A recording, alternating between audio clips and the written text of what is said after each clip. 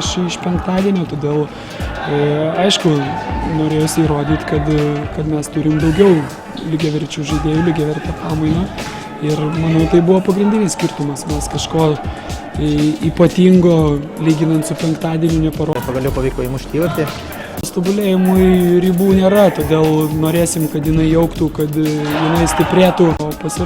Pasiruošimą labai gerai vertinam, buvo sudarytos labai neblogos sąlygos, galėjom treniruotis visą laiką pastogų, neįtakojo mūsų pasiruošimo nei vėjas, nei lietus, nei jokios oro sąlygos ir būtent galėjom labai kryptingai gana daug žaidėjų prieš čempionatą, todėl pavyko išvengti kažkokių didesnių traumų, visą laiką galėjom treniruotis ir žaisti su pagrindinė sudėtim, su tais žaidėjais, kuriuos noriu matyti kaip komandos branduolį, todėl, kaip ir sakau, kad pasiruošimo etapas tai nėra kažkoks etapas, kuris baigėsi ir dabar mes jau pasiruošę, dabar jau žaisim. Tas pasiruošimas, jisai vyksta kiekvienom rungtynėm, kaip mes komandai sakom, kad svarbiausias yra sekančios rungtynės, todėl nuo rungtynių iki rungtynių